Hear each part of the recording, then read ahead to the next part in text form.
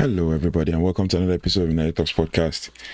And today, we're going to be doing the takeaways from the game between Manchester United and Sunderland, where Man United won 2-0.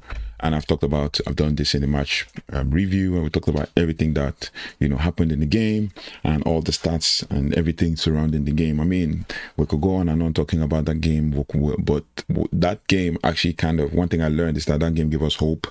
That game gave us, reason to believe that certain things, one change can make certain things in the system work. And in truth, I think for to an extent, the formation, the style of play again, albeit against Sunderland, kind of gave us a bit of an understanding of the different facets of the game, especially with the way Rúben Amorim started Mason Mount, and the way the front three between Mount, Sesko and Mbeumo worked, and the right side where Sunderland couldn't cope with Ahmad and Mbeumo, and also on Sesko taking full responsibility of dealing with Sunderland's left side, and that was Masuaku on the left wing back position and all that. Obviously, with the way the media painted Sunderland, they painted them like, oh, they are the high flying Sunderland, albeit they've done really well gaining 11 points, and we're still on 7, so they were like, looking like the team to beat as against Man United, who were under pressure, especially with Rúben Amorim. But at the end of the day, it is what it is. We've been able to successfully, gain 3 points, and right now we're 10th on the table with 10 points after 7 games, but not too far from 4th and all of that. Looking at the table, Man United are, like I said, not too far from 4th. We've done really well, trying to secure a victory that was necessary, and certain people, delivered as it stood. Like Man United are 10th, and we are 6 points from 1st, Arsenal, 5 points from 2nd, Liverpool, 4 points from 3rd, Tottenham, 4 points from 4th, right?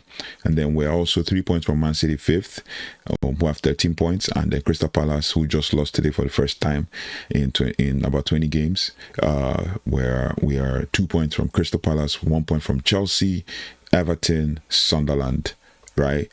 So, albeit we are the only team that has 10 points, all the others have 11, and then below us, 11th, from 11th to 20th, all have basically 9 points too. So between 11th and 20th, there's 7 points, right? So the table is still tight.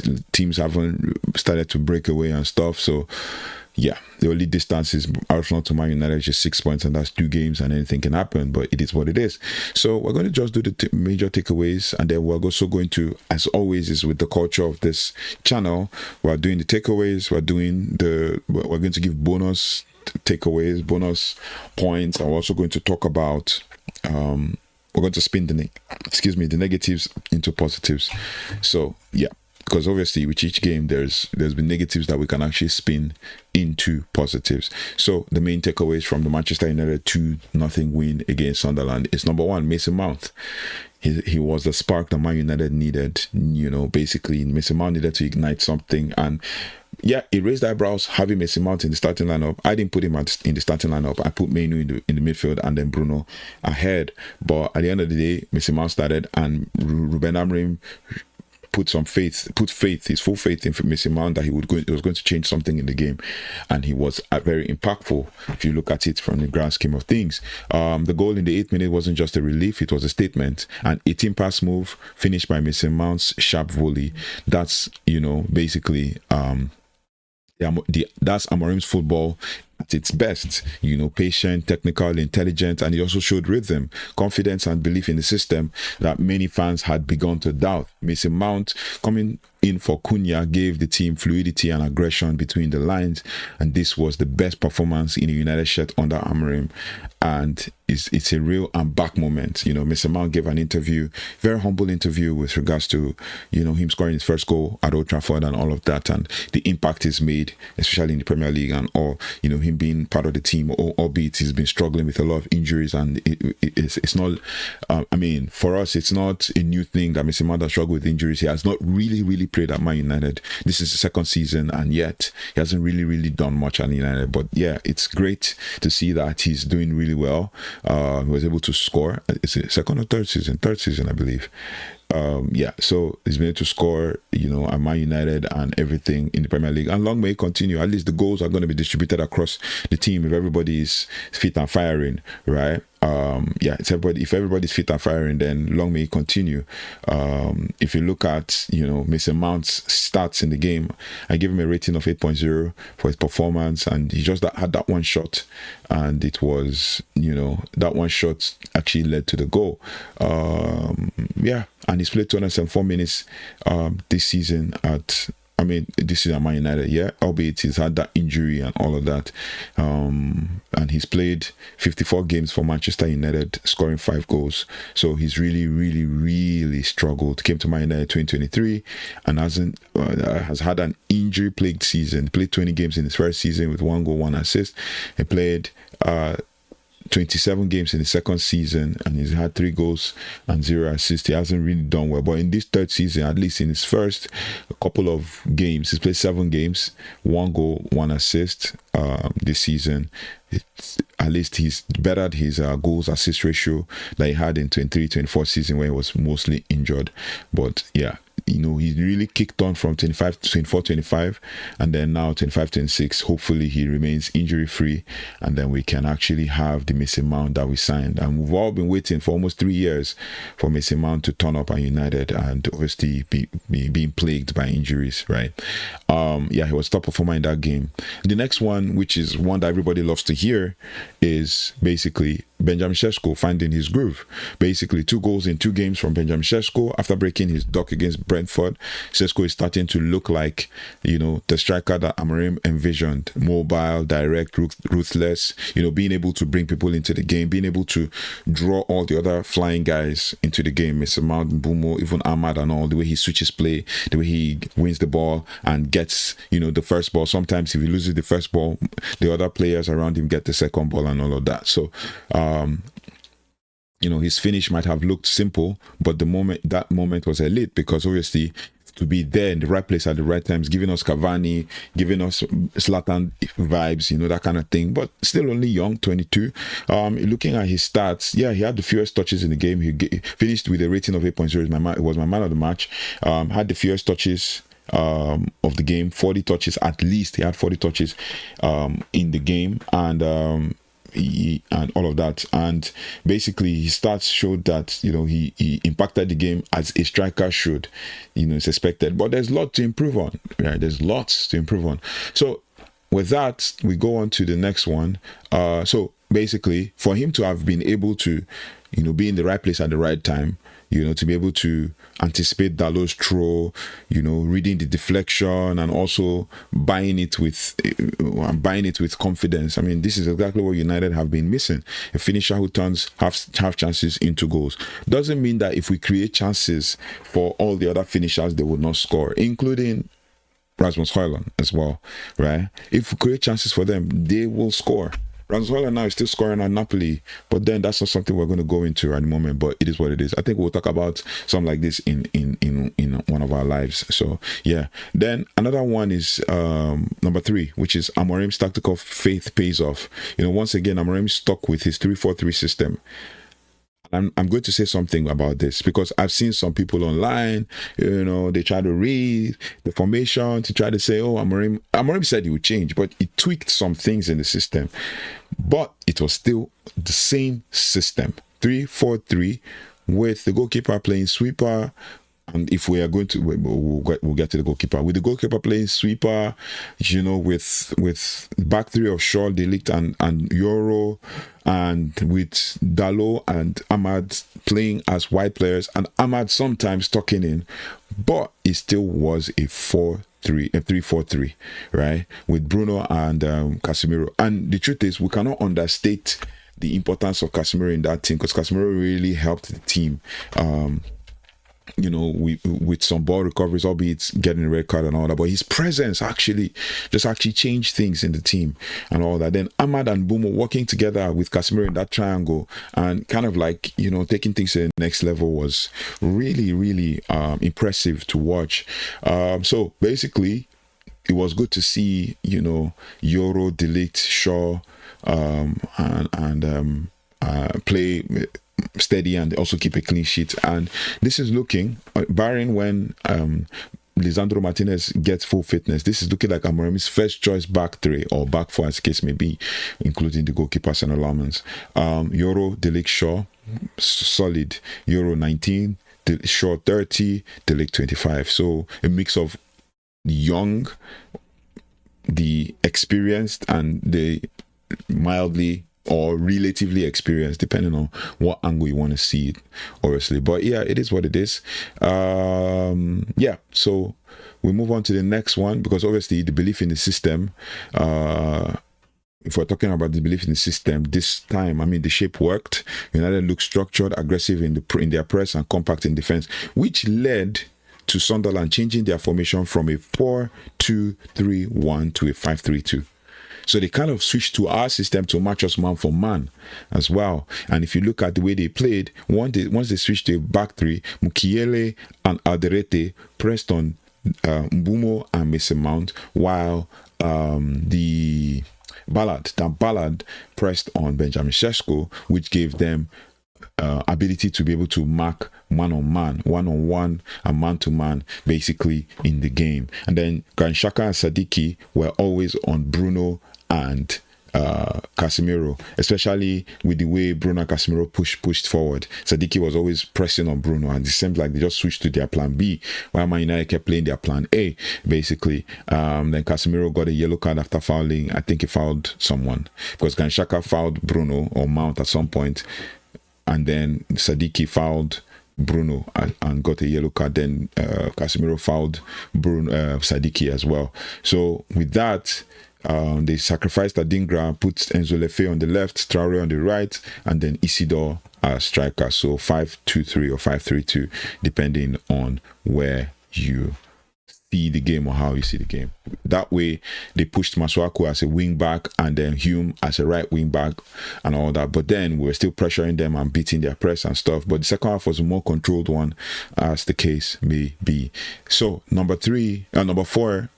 Okay, let's finish off this one. Now, the way we pressed made them change their formation, obviously, and the compact defense also just kind of helped us defend the game.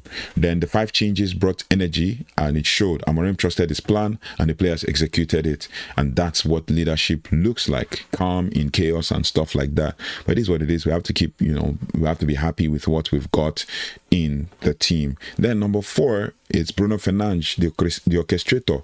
Bruno might not have scored, but he was sensational. His passing range opened up Sunderland's low block multiple times, especially when the fact that obviously he's the highest chance creator in the league, and he created 2 more chances to add to his already existing, or 3 more chances, I think 3 big chances to add to his existing 14, which takes him now to 17, but he created chances to, orchestrate, and it was basically he was involved in the game, but you could, unless you hone down on and zoom in on Bruno Fernandes, you will not be able to tell the impact he made. And basically the strike also that was tipped onto the bar by Robin Roofs was also world class. Most importantly, Bruno's energy and discipline set the tone, right? Looked like the captain who believed in the project again, leading the press and calming the tempo, demanding more and stuff like that. And long may he continue for him to be able to put up these kind of performances and all of that. With the next game, Liverpool is going to be a different ball game, a different kettle of fish, but we need to actually be ready for a game like that. Then it takes us to number 5, Senne Lammens. We cannot talk about the takeaways from this game without talking about Senne Lammens, because he was calm and confident, especially with his debut. And in truth, to show that kind of calmness and confidence in your debut is interesting. It's amazing to see, right? And all eyes were on him. We saw him in the lineup. Everybody expected it. They wanted it, because people were like, "Oh, I'm going to lose my marbles if Alta Binder starts the game." But obviously, Binder was on the bench. Senne Lammens got his start, and obviously the number 31 did absolutely amazing as well. Like I said, all eyes were on him making his Premier League debut. He's only just 23, and you know what? He handled it superbly. Basically, a few key stops, clean handling, and a real sense of composure where Sunderland tried to swing momentum their way. Especially with another interesting thing was with high claims. We didn't get the opportunity where there was panic, where actually in the first half there was this one amazing save where he dived and blocked it. It was very close to the post. He could have hit the post or anything, but he saved it. And then the other ones were the high claims from set pieces and corners. The other ones also were his save, one-on-one point blank saves that he made, basically showing a bit of confidence and steel in goal. People started to liken him to, and that's the part I don't like, putting pressure on him now. Started to liken him to Peter Schmeichel and stuff, but the truth is, he was steady, he was solid, and all of that. He gave his all for his debut and showed why he should be Manchester United's next number one. Not just ability but confidence. Lammens gave off a bit of calm, commanding energy, and obviously settled the back line. So this is looking like Man United's back four: Lammens, Euro, De Ligt, and Shaw as Man United's back four. It could be improved on. We could have Lisandro Martinez being one of the centre backs, and it will be more aggressive, and that way it adds a little bit more steel and aggressiveness to our back line. But it is what it is. We look forward to Lisandro Martinez in the next couple weeks, and then we'll see him show our backline with confidence and leadership and stuff. But it is what it is. Also, if we're going to talk about some bonus takeaways, this one, I was not impressed with his performance, but he was okay. He was very he adapted, and that's Diogo Dalot. He adapted. He was able to. His long throw was going to be ideally be counted as an assist, but it might go unnoticed. But his long throw leading to Sesko's goal showed another layer of his game. He has become more direct under Amorim, not just overlapping, but also delivering earlier, sharper balls, which I expect him to do even more. But of the entire lineup, he was the one that didn't really do much. Maybe because people might come and say, oh, he's playing in the wrong side, but he has played left and right different times, so you can't just say he's playing at the wrong side. It's something. He created an assist against Burnley from that left side, so how much more if he can do more of that, try to cross balls early, try to create chances early, then he could stake his claim. But obviously he's already kind of losing this claim, and I don't think that he will go beyond the season with regards to value and all of that. If you look at the lineup, I think he's 26, and he potentially would not, how do I say this, like he would not stay beyond the season, considering the new policy of Manchester United having to allow, the new policy of Manchester United, where players tend to eventually stay after 2 years. If you have not delivered, then you should be able to be shown the door and stuff. So it is what it is. We have to move on. The next one is the defensive discipline. At last, basically, we've been able to keep a clean sheet. While other teams are already going ahead with clean sheets, we've been able to keep one. At least for once, United didn't fold after scoring early. Even when Sunderland had their spell and the penalty shout overturned, United stayed compact. That's actually progress, and it's what Amorim has been asking for: control under pressure. Amorim also came out after the game and said basically that the team played like an adult team, but didn't play the way he wanted them to play. But in fact, they played well. That's the most important thing, right? They didn't play the way he wanted them to play, but the fact is they played well, especially in the first half. But it's what it is. So Amorim has been asking for control and pressure under pressure, so which is what Man United showed, especially when Sunderland now eventually started having their own spells of attack. And if we're going to the next positive or bonus takeaway is that Amorim, his 50th game ends on a high, which brings me to a stat that I saw. I don't know how to validate this, but Ben Jacobs came out and said Rúben Amorim is the first Manchester United manager to win his 50th game. I was like, wow, okay, that's a start. But then, we have to take the positives from whatever we've been given, right? Take the positives out of whatever, we have and all of that. Yeah, it is what it is. While other teams were struggling, Man United was winning at least for the first time in a while. Liverpool lost, obviously, to Chelsea, and then Liverpool have lost 3 consecutive games and stuff. But it is what it is. Crystal Palace as well lost too. So yeah, when other teams that are supposedly competing with us eventually, lost, we took advantage. But Rúben Amorim's 50th game ends on a high. This was symbolic. If we're going to look at the total number of games Rúben Amorim has had at Manchester United, currently Rúben Amorim has had 50 games with 21 wins, 15 draws, and 19 losses overall. So his 50th Premier League game ends. So his 50th game in charge ends in a victory.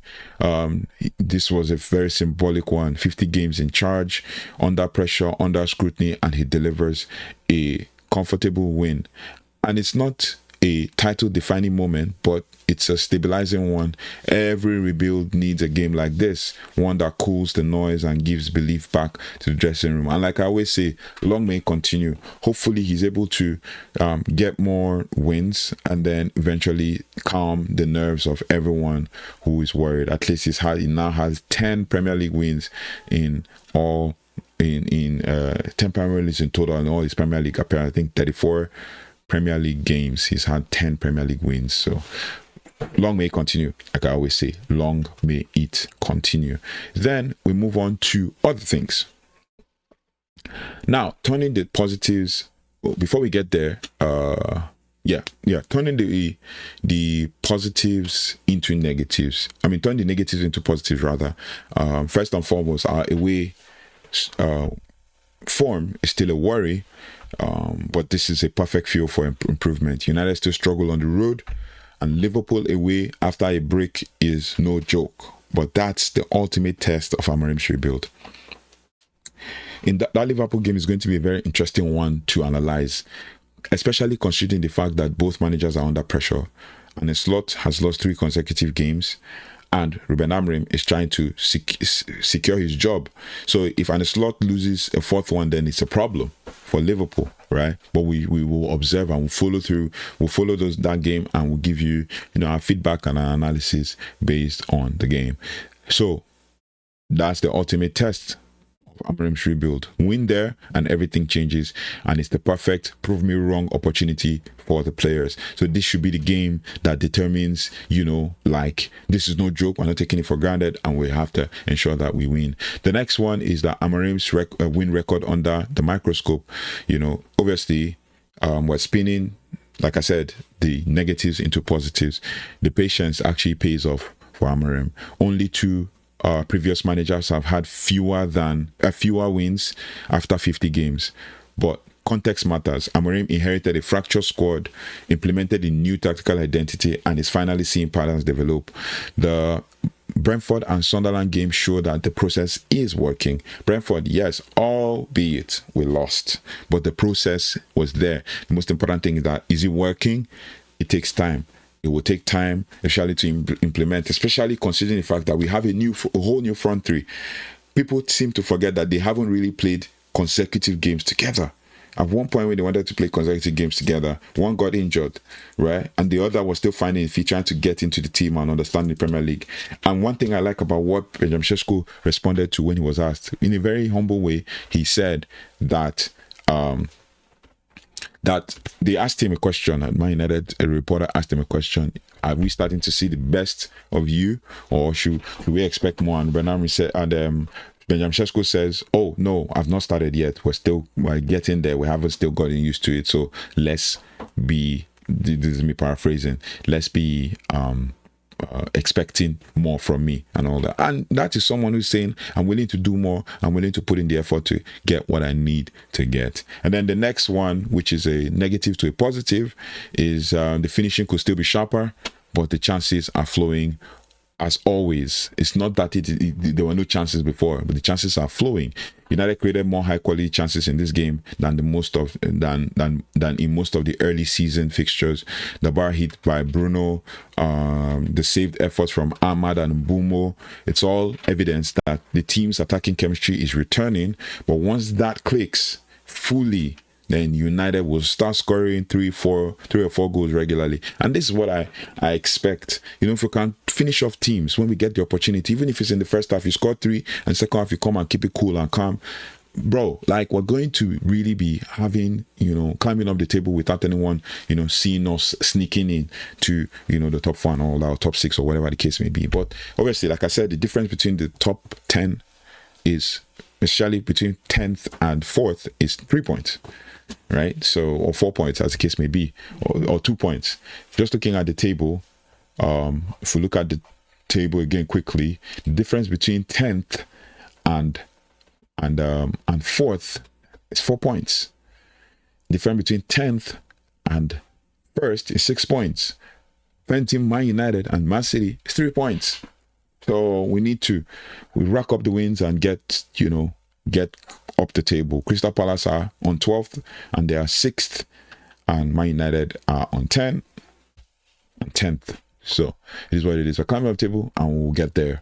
We should be able to rack up wins and do a good job, climbing up the table. But now, to summarize this whole thing, basically, just in summary, Mason Mount basically showing us his value, being reborn and being, scoring goals again. Benjamin Sesko, lethal again. Obviously, scoring 2 goals in 2 games. Amorim vindicated for sticking to his system.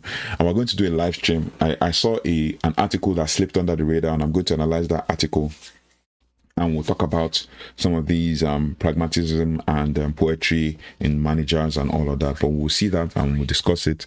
And we'll have conversations about it. Then, obviously, Bruno pulling the strings again.